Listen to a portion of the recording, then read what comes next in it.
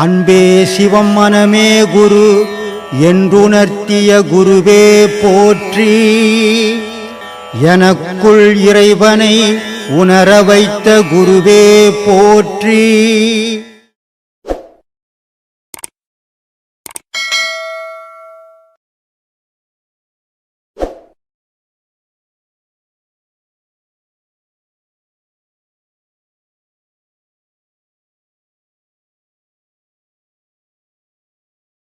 நன்றி கடன்ன்றது ஒரு மனிதன் ஒவ்வொரு காலம் இருக்குது. அதில் ஒரு காலத்தில் நீ கஷ்டப்படும் போது அந்த கஷ்டத்துக்கு நான் ஒரு உதவி செய்தேன். உதவி செய்த உடனே நீ என்ன சொல்கிற, ரொம்ப கஷ்டப்பட்டிருந்தேங்க, கடவுள் மாதிரி ஒரு உதவி பண்ணாருங்க, இன்றைக்கி நான் நல்லா இருக்கிறேன்னா அது அவரால் தாங்க அப்படின்னு அந்த வார்த்தையோடு போகிறது இல்லை. அது நன்றி கடன்ன்றது உன்னுடைய உள்ளத்திலேயே ஊறி போகணும். இன்றைக்கி என்னுடைய வாழ்க்கை யாரால் நல்லா இருக்குது, இதுக்கு யார் அடிப்படை, யார் காரணம், இந்த நினச்சிக்கினேங்கிற பாரு, இது நன்றி கடன். இன்றைக்கி நான் ஒரு 10,000 ரூபாய் கொடுத்து உனக்கு உதவி பண்ணேன்னா 10,000 ரூபாய் கடவுள் மாதிரி கொடுத்தாருங்க, அவர் தாங்க உதவி பண்ணார். இன்னொருத்த இருந்தாலும் 10,000 ரூபாய் தாங்க கொடுத்தான், அவர் 20,000 ரூபாய் கொடுத்தாருங்க அப்படின்னா அங்கே நன்றி மறந்து போயிடுறான். நன்றி கடன்ன்றது உள்ளத்துக்குள்ளே ஊறி வரணும். இப்போ ரோட்டில் எங்கன்னா உட்காந்துருந்தீங்கன்னா பிச்சை கேட்பான், சில பேர் போடுவான், சில பேர் வச்சிருந்தா கூட இல்லைன்னுவான். ஆனால் இந்த போட்டவங்கிட்ட தான் இந்த பிச்சைக்காரன் திருப்பி திருப்பி போய் கேட்பான், போடாதவங்ககிட்ட கேட்க மாட்டான். இந்த உறவுக்காரங்க இருக்கிறாங்க, ஏதோ ஒரு கஷ்டம், ஒவ்வொரு மனுஷனுக்கும் ஒவ்வொரு கஷ்டம் ஒவ்வொரு சந்தர்ப்பத்தில் வரதான் செய்யும். ஆனால் அந்த உறவுக்காரன் கொஞ்சம் நல்லா இருக்கிறோம், அவனுக்கு ஒரு உதவி பண்ணிட்டான்னு வச்சுக்கோ, சரி நமக்கு கேட்டோம் அன்றைக்கி உதவி பண்ணான், இது மேலே அங்கே போகக்கூடாது அப்படின்னு இவன் நிற்க மாட்டான். அவனையே போய் தொல்லை கொடுப்பான், திருப்பி திருப்பி திருப்பி திருப்பி போய் ஒரு உதவி கேட்பான்.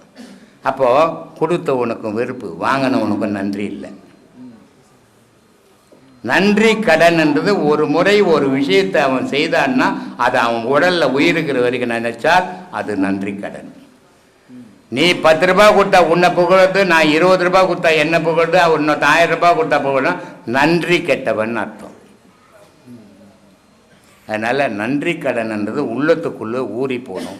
இன்றைக்கி என் வாழ்க்கை இறைவன் தந்த பிச்சை, இன்றைக்கி என் வாழ்க்கை அவங்க தந்தப்போ ஏதோ ஒரு காலத்தில் சோறு போடலை, 30 பேர் இருக்கிற குடும்பம், அவங்க எல்லாம் சாப்பிட்ட பிறகு தான் எனக்கு எங்கள் அப்பாவுக்கு சாப்பாடு. அப்படிப்பட்ட நிலையில் நான் அங்கே இருந்துட்டு வந்தேன்.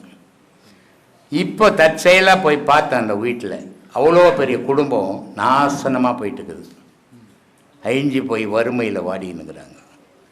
போய் பார்த்தா ரொம்ப கஷ்டமாக இருந்தது. உடனே என்ன பண்ணேன், அவங்களுக்கு 2 பொண்ணு, எங்கள் அத்தைக்கு ஒரு மருமகம், 3 பேரையும் கூப்பிட்டு ஆளுக்கு 5,000 ரூபாய் 5,000 ரூபாய் 15,000 ரூபாய் கொடுத்துட்டு வச்சு இன்னத்துக்கு நாங்கள் வச்சுக்கோங்க அப்படின்ட்டு வந்தேன்.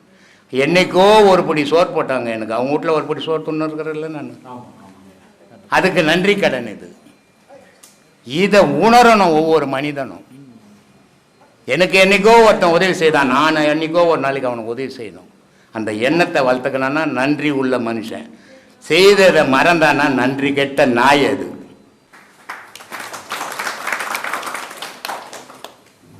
சாணக்கியன் சொல்கிறான், 2500 வருஷத்துக்கு முன்னே சாணக்கியன் சொல்கிறான், ஒரு நல்ல ஒரு தாய்க்கு, ஒரு கண்ணியமான தகப்பனுக்கு பிறந்த குழந்தை,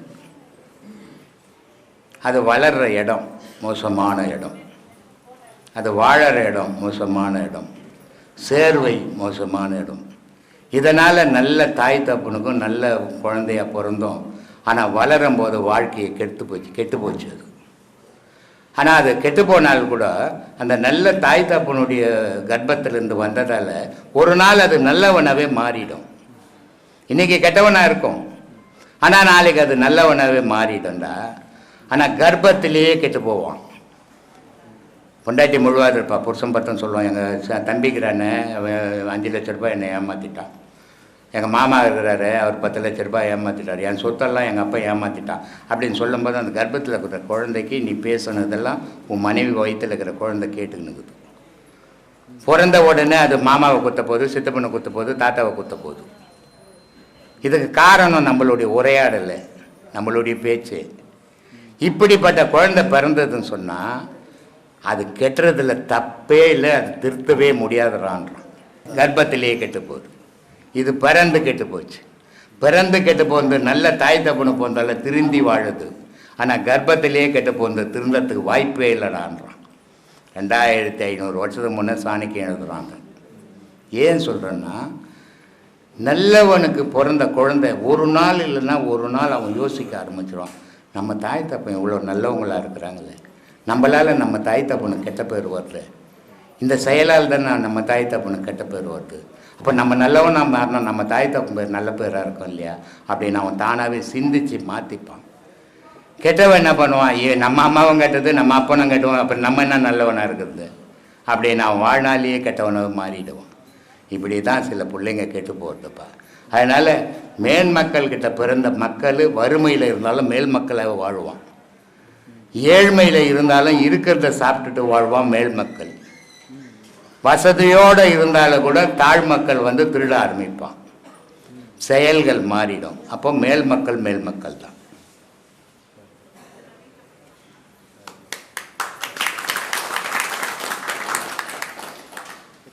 நான் பேசுகிறதே என்ன சொல்கிறேன், உலக மக்கள் நீங்கள் நல்லா இருக்கணும். நீங்கள் நல்லா இருந்தால் கடவுள் வழிபாடு நல்லா இருக்கும். நீங்கள் நல்லா இருந்தால் இந்த நாடு நல்லா இருக்கும். நீங்கள் நல்லா வருங்கால ஜென்ரேஷன் நல்லா இருக்கும். அதனால் நீங்கள் எல்லோரும் நல்லா இருக்கணும். நான் சீடர்களுக்கு என்ன சொல்கிறேன், நான் அறிவாளியாக முட்டாளியாக அது பிரச்சனையே இல்லை. ஆனால் நீ அறிவாளியாக மாறிடு. ஒரு குரு ஒரு சீடனை இருக்கிற அறிவை கூட முட்டாள்தனம் பண்ணி பணம் பறிக்கிறதுக்கு வச்சுக்கூடாது. அவன் ஒரு குருவே கிடையாது, அவன் ஒரு கொள்ளைக்காரன். ஒரு குருன்றவன் முட்டாளாக வந்தான்னா கூட அவனை கரையேற்றி விடணும், அவன் தான் குரு. அதனால் குரு அறிவாளியாக முட்டாளான்றது பிரச்சனை இல்லை, சீடன் அறிவாளி ஆக்கணியா அதுதான் வேலை. அதுதான் ஒரு குருவனுடைய கடமை அப்படின்றவன் நான். அதனால் மக்கள் எல்லாம் நல்லா இருக்கணும். என்ன கேட்க வந்து மறந்து போயிட்டேன்.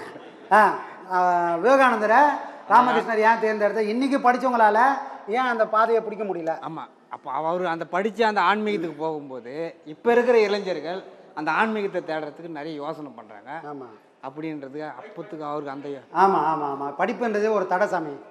அறிவுன்றது எப்பவுமே ஐயாவை சொல்லுவார், அறிவால் ஆண்டவனை உணரவே முடியாது. அது கதை தான், திருவண்ணாமலை கதையே அதுதான். அறிவுன்னு ஒருத்தனுக்கு வந்தால் அவன் ஆண்டவனை பார்க்கவே முடியாது. பிரம்மனுக்கு பிரம்மன் படைக்கிறான், விஷ்ணுவை காப்பாற்றுறாரு. இவங்க 2 பேருக்குள்ள ஒரு போட்டா போட்டி, நீ பெரியவனா நான் பெரியவனான்னு. அப்போ சிவன் கிட்ட போகிறாங்க. சிவன் என்ன பண்ணாரு, யார் பெரியவன் கண்டுபிடிச்சோன்னா முதல்ல என்ன கண்டுபிடிங்க, என் அடி என் முடியை கண்டுபிடிச்சிட்டிங்கன்னா யார் பெரியவன் சொல்லிடுறேன். ஒருத்தர் என்ன பண்ணுறாரு, பன்னி வடிவம் எடுத்து தோண்டிக்கினே போகிறாரு, வராகாவதாரம் எடுத்து தோண்டிக்கினே போனால் அவர் தெரிஞ்சு போச்சு, இதுக்கு மேலே நம்மளால் முடியாது, மூச்சு வாங்குது, பேசாமல் ரிட்டர்ன் ஆகிடலாம். அவர் வந்துட்டார், அவர் தவற உணர்ந்து. ஆனால் அந்த படைக்கிறவனுக்கு ஒரு அகம்பாகுது, ஏன்னா படைத்தவன் தான் படைப்பான்.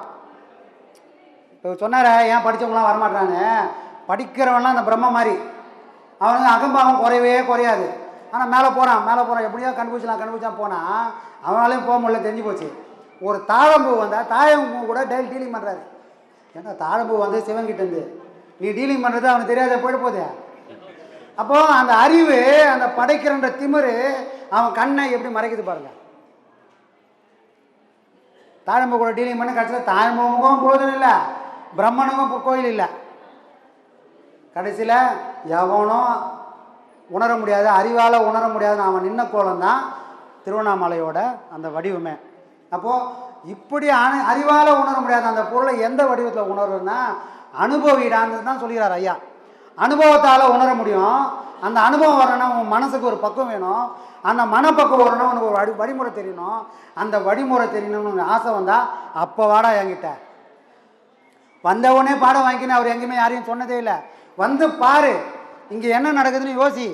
இங்கே நடக்கிற விஷயம் உன் மனசுக்கு பிடிக்குதா, உன்னால் அதை செய்ய முடியும்னு உன் மனசுக்கு எப்போ தோணுதோ அப்புறம் வந்து என்கிட்ட பாடம் கேளு, நான் உனக்கு பாடம் கொடுக்குறேன். சரிங்களா சாமி? அப்போது படித்தவனாலே உண்மையையோ உண்மைக்கு காரணமான அந்த உலகநாதனையோ அறியவே முடியாது. ஏன்னா படிப்பு அவன் கண்ணை மறைக்கும். அதனால தான் இங்கே படிக்காதவன்லாம் மேலே போயிட்டான், படித்தவன்லாம் இங்கே இருக்கிறான். என்ன சாமி? படிக்காத கண்ணப்பன் ஒரே வாரத்தில் போயிட்டாரு. தேவாரம் திருவாசகம் படிச்சு 100 வயசுல படிச்சுருந்தாங்கிறாங்க. அப்போ என்ன அர்த்தம்? படிப்பு பகவானை காட்டாது, தெரிஞ்சு வச்சுக்கும். அதனால தான் பெரியவங்க சொன்னாங்க, பண்டிதன் ஒரு நாளும் பரலோகம் போக முடியாது. ஏன்னா அவனுக்கு தெரியும் எல்லாமே. கடவுள் எப்படி இருப்பான், அப்படி இருப்பான்.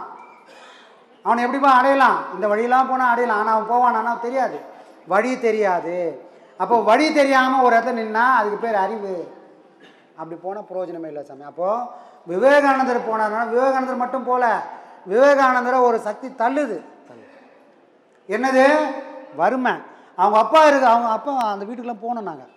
அந்த பழைய வீட்டை இடிச்சிட்டு இன்றைக்கி அப்படியே புது வீடுலாம் இருக்குது. அதே மாடலில் புது வீடு, ஒரு ரூமும் இது யாரோட ரூமு அப்படின்னு அதுக்கு ஒரு ஆர்ட் போட்டு, இது இன்னாரம் நரேந்திரனோட அண்ணன் வீடு, நரேந்திரனோட அக்கா வீடு, இது நரேந்திரனோட ரூமு அப்படின்னு அந்த வீட்டுக்குள்ளே அப்படியே நம்மளை சுத்த விட்றாங்க. நாம் ஏதோ கல்கத்தாவுக்கு போய் ஊர் சுற்றி பார்க்க போல, ஒரு மடம் போகிறோம், அங்கே என்னெல்லாம் விஷயம் பண்ணிக்கிறாங்க தெரிஞ்சால் மட்டும்தான் நாமளும் நம்ம ஐயாவுக்கு ஏதாவது பண்ண முடியுமா. அங்கே போய் உட்காரோம், விவேகானந்தரோட வீட்டுக்கு போய் உட்காரோம். முதல் ரூமில் வருது ஒரு தேட்ரு, அதில் 3Dயில் ஸ்க்ரீன் இருக்குது. போன உடனே 3D கிளாஸ் கொடுத்துட்றாங்க. அங்கே ஸ்க்ரீனில் வந்து படம் ஓடுது. சின்ன வயசுல இருந்து ராமகிருஷ்ணரை சந்திக்கிற வரைக்கும் ஒரு பாட்டு. அது எப்படி பண்ணுறாங்கன்னா, விஷுவல் இந்த பொம்மை படம் வருது இல்லையா, அந்த மாதிரி பொம்மை படம், ஆனால் 3Dயில் கொடுக்குறாங்க. அங்கே நடக்கிற ஒரு விஷயம் நம்ம கண்ணுக்கு வர மாதிரி. அது முடிஞ்ச உடனே அடுத்த ரூமுக்கு போனோம். அடுத்த ரூமுக்கு போனால் ராமகிருஷ்ணரை சந்தித்ததுலேருந்து அவர் முக்தி அடைகிற வரைக்கும் அந்த வாழ்க்கையை இன்னொரு ஸ்க்ரீன் போட்டு அங்கே காட்டுறாங்க. இதெல்லாம் தெரிஞ்சுக்கினா தானே நார்மலாக இங்கே வந்து பண்ண முடியும். அந்த அளவுக்கு பண்ண முடியாது.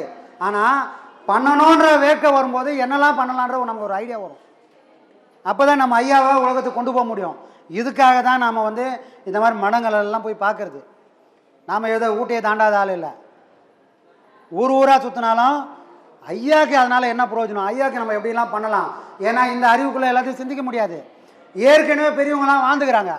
அந்த வாழ்க்கையை நம்ம போய் திரும்பி பார்த்தா நம்ம வாழ்க்கைக்கும் ஏதாவது பொருள் கிடைக்காதா? புரியுதுங்களா? ஐயாவுக்கு உழைச்சால் மட்டும்தான் நம்ம வாழ்க்கைக்கே ஒரு பொருள் கிடைக்கும். பொருள் சேர்த்தோம்னா அந்த வாழ்க்கைக்கு அவன் என் பிள்ளை ஏற்றுக்கினேன், நான் நீ போனோம், நான் உன் வேலை முடிஞ்சிச்சு, நீ கிளம்பு, இல்லை திண்ணியில் உட்காருன்றான். ஆனால் ஐயாவுக்காக நாம் உழைக்கிற இந்த உழைப்புக்கு ஒரு பொருள் இருக்குது. அந்த பொருள் எது? ஐயா காலடியில் ஒரு நாள், இன்னைக்கு இல்லை ஒரு நாள் அந்த காலடி நம்மளை சேர்த்து இணைச்சிக்கும். ஒருவேளை இந்த பிறவியில், ஏன்னா விதி முன்னாடியே எழுதிட்டான் கருவிலேயே, எனக்கு அறிவு வந்து தானே வாங்கினேன். அப்போது அந்த விதி ஒரு வேளை என்னை ஜெயிச்சிச்சுன்னா இந்த பிறவி இல்லைனாலும் அடுத்த பிறவியாச்சு அந்த வாய்ப்பு கிடைக்கும். ஏன்னா எனக்குள்ளே நான் உருவத்துறது என் மனசில் பதியல, என் உடம்புல பதியல, என்னோட உயிரான ஆன்மாவில் பதியுது. அது ஒரு நாளும் என்னை தூங்கவே விடாது. என்ன சாமி? அதானே சாமி உண்மை. ஐயா என்ன சொன்னார்? உழைக்கிறது உன் வேலை, அந்த உழைப்பை நீ உழைச்சனா அது உன்னை ஒரு நாளும் கைவிடாது. ஒருவேளை இந்த பிறவியில் அதை நீ முடிக்க முடியாமல் போனால் கூட அது உன்னை விடாத துரத்தும். அப்படி வந்தவங்க தான் இன்றைக்கி எக்கச்சக்க பேர். ரமணராக இருக்கட்டும், அருணகிரிநாதராக இருக்கட்டும், பாதம் மாறி போன எல்லாரும் ஒரு நாள் பாதையை தேடி வந்தது காரணம் அவங்க எந்த காலத்திலும் விட்ட குறை தொட்ட குறை. ஏன்னா இந்த ஆன்மா தான் பிறவி எடுக்க போகுது, இந்த மனம் பிறவி எடுக்க போகிறதில்ல. இந்த ஆன்மா சுத்தமாகணும்னு தான் பிறவியை கொடுக்க போகிறான். அப்போது நான் பாடம் பண்ணும்போது என்னோட அனுபவம் எல்லாம் என் உயிர் தான் பார்க்குது. என் உயிர் தானே சாமி பார்க்குது. அதை பார்க்கக்கூடிய சக்தி என் மனசுக்கு இல்லை. என் மனசால் இந்த உலகத்தை பார்க்க முடியும், உண்மையை பார்க்க முடியாது. புரியுதுங்களா? அப்போ அங்கே இப்போ நம்மலாம் அங்கே தான் பதிவு பண்ணுறோம். அதனால் நம்ம ஒரு தைரியமாக இருக்கலாம். ஒருவேளை இந்த பிறவியில் நான் முடிக்க முடியாது போனால் கூட என்னோட ஐயன் ஒரு நாள் அந்த வழியாக அவர் பேச்சு வடிவிலையோ அந்த முகஜாடையிலையோ நம்மளை ஒரு நாள் தட்டிடே, நீ என்ன பார்க்க வந்தவனா, நீ என்ன சேர வந்தவனே தட்டி கூட்டின்னு போயிடுவார். கைலாயத்தில் இருந்து சுந்தரர் வந்து 2 பொண்டாட்டி தாலிக்கட்டில் தான் வந்தார் ஜாலியாக. ஆனால் வரும்போது ஒரு அக்ரிமெண்ட் போட்டார். எப்பா இந்த உலகத்தை பற்றி எனக்கு ரொம்ப நல்லா தெரியும், நான் ஏதோ பண்ணக்கூடாத தப்பு இங்கே பண்ணிட்டேன். கைலாசமாக இருந்தாலும் பூ பறிக்க வந்த பொண்ணு மேலே நான் ஆசைப்பட்டுட்டேன். ஆசைப்பட்டுன்னு எனக்கு தண்டனை கொடுத்துட்டேன். என்ன தண்டனை? போய் பூலோகத்தில் போய் மனுஷ வடிவை எடுத்து நீ வேலையை பாரு, உன்னை நான் ஒரு நாள் வந்து பார்க்குறேன் அப்படின்னாரு. அப்போ இவர் என்ன சொல்கிறாரு? இங்கே இருந்தே நான் இவ்வளோ தப்பு பண்ணிட்டேன். யார் உன் பக்கத்துல இருந்தே நான் தப்பு பண்ணிட்டேன்னா இன்னும் பூலோகம் போனால் நான் எவ்வளோ தப்பு பண்ணுவேன். ஒருவேளை நான் தப்பு பண்ணி நான் என்னை மறந்து உன்னை மறந்து பூலோகத்தோட அந்த வாழ்க்கையில் நான் ஒன்றி போயிட்டால் கூட நீ அப்போ நீ என்னை கை விட்டுறக்கூடாது. நீ ஒரு நாள் வந்து என்னை சேர்த்து பிடிச்சிக்கணும் அப்படின்றதுனால தான் இவர் தாலி கட்டும்போது டேய் அடிமைக்கு எதுக்குடா பொண்டாட்டி, யாரு அடிமைக்கு எதுக்கு பொண்டாட்டி, நீ ஏன் ஒரு அடிமை, உனக்கு ஒரு அடிமையா, முதல்ல வா அப்படின்னு கூட்டும் போய் திருவெண்ணை நல்லூரில் இறைவன் காட்சி கொடுக்குறான். புரியுதுங்களா? அப்போ இப்போ கூட நம்ம ஒரு அக்ரிமெண்ட் போட்டு வந்துக்கிறோம். நைனா என்னை விட்டுடாத, என்னோட அறிவு வேலை செஞ்சு என்னை கீழே தள்ளலாம், ஆனால் நீ என்னை கை விட்டுறாத. ஏன்னா உன் பாடத்தை நம்பி நான் வந்திருக்கிறேன், உன்னை நம்பி நான் உக்காந்துக்கிறேன். தினமும் 1 மணி நேரம் சும்மா இல்லை சாமி, நம்ம ஆயுளில் ஒரு பகுதிக்கு ஓடிவிடும். ஆனால் இதை நான் உனக்காக தான் கொடுக்குறேன். ஒருவேளை என் ஆணவத்தினால நான் இதை மறந்துட்டால் கூட நீ என்னை கை விடாமல் பிடிச்சிக்கோ. புரியுங்களா? இந்த வேண்டுதலோடு தான் நம்ம பாடம் ஓடிட்டு இருக்குது. சரிங்களா சாமி? அதனால் படித்தவனெல்லாம் முட்டாளாக மாறிடுவான் சாமி. சரி, படித்தவனுக்கு உலகம் தான் கற்றுக் கொடுக்குது. சரிங்களா? டாக்டர் ஆகலாம், என்ஜினியர் ஆகலாம், ஆனால் அடுத்த பிரிவில் என்ன வருவார் தெரியாது. திரும்ப அவர் படிக்கிறத பொறுத்து தானே இருக்குது. ஆனால் பெரியவர் வள்ளுவர் சொன்னார், வள்ளுவர் என்ன சாமி சொன்னார், டேய் நீ எதை வேணா படிச்சுக்கோ, ஆனால் இறைவனை பற்றி படிச்சியா? இறைவனை பற்றி படித்தனா நீ எத்தனை பேர் வைத்தாலும் அந்த படிப்பு உன்னை காப்பாற்றும். அப்போ கல்வின்றது என்ன சாமி? ஒரு அறிவு. இன்ஜினியர் படிக்கிறது கல்வி இல்லை, டாக்டர் படிக்கிறது கல்வி இல்லை. இறைவனை பற்றி நீ படித்தனா அதுதான் உண்மையான கல்வி. அந்த கல்வி தான் உன்னை எத்தனை போய் கரை சேர்க்கும். இந்த பிறவி இல்லைனாலும் எல்லா பிறவிக்கும் அதுதான் வரப்போகுது. அப்போ அதுதான் படிப்பு, அதுதான் கல்வி. இப்போ அதை தான் நமக்கு ஐயா சொல்லி கொடுத்துனுங்கிறாரு. படிக்கிறதுக்கு இங்கே வழி சொல்லலை, வாழறதுக்கு வழி சொல்லிங்கிறாரு. அதனால கொஞ்சம் கஷ்டமாக தான் இருக்கும், கொஞ்சம் இல்லை ரொம்ப கஷ்டமாக தான் இருக்கும்.